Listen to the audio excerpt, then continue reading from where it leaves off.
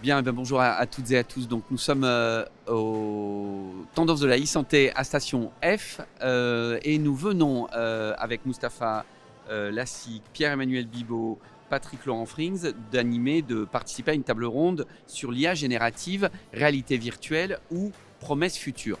Ce qu'il faut retenir de cette petite table ronde très sympathique par ailleurs, c'est que l'intelligence artificielle, générative ou non, elle est là. Elle est dans les établissements de santé, elle se déploie massivement ou pas, mais en tout cas, elle est aujourd'hui présente dans de très nombreux secteurs d'activité et pas uniquement des secteurs d'activité médicale qui étaient pourtant les premiers secteurs à avoir bénéficié de l'intelligence artificielle.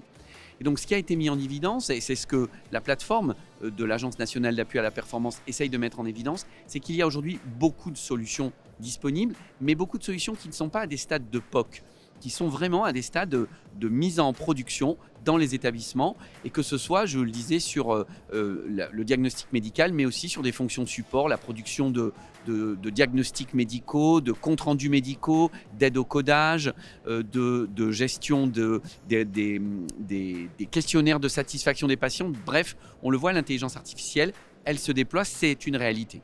Ce qui a été également évoqué dans cette table ronde, c'est que il y a des questions de financement. Il y a des questions de financement parce que quand on décide d'investir dans une solution d'intelligence artificielle, générative ou non, on n'a pas de financement complémentaire, sauf si on est dans des grands appels à manifestation d'intérêt des pouvoirs publics. On doit le financer sur ses crédits, sur ses comptes de fonctionnement. Et là, c'est vrai qu'il y a encore des modèles de financement peut-être à trouver. Moi, ce que j'ai rappelé, c'est que lorsqu'on est sur des solutions d'intelligence artificielle qui font gagner du temps, qui résolvent des irritants du quotidien, qui permettent de régler un certain nombre de sujets classiques dans les établissements de santé, notamment les plannings, la gestion des plannings, eh bien, moi je suis persuadé, nous sommes persuadés à l'Agence nationale qu'il y aura des financements disponibles dans les établissements pour financer ce type d'application, de solutions. Il faut être sur les bons sujets qui règlent de très nombreux irritants de quotidien en permettant de faire plus vite et mieux certaines tâches qui sont aujourd'hui réalisées uniquement par des humains. Donc, a été évoquée cette question des financements et puis a été aussi évoquée cette question de l'acceptation des usages, de la compréhension des usages. Et nous, c'est ce qu'on essaye de faire beaucoup à l'Agence nationale, mais c'est ce qu'essayent de faire beaucoup d'autres acteurs, c'est de montrer à quel point les usages de l'intelligence artificielle sont concrets, précis, opérationnels dans les établissements de santé. Que ça ne crée pas de peur, parce qu'au début, l'intelligence artificielle est arrivée avec l'idée que ça allait remplacer les professions médicales, remplacer les professions paramédicales. Non, ça ne va rien remplacer du tout.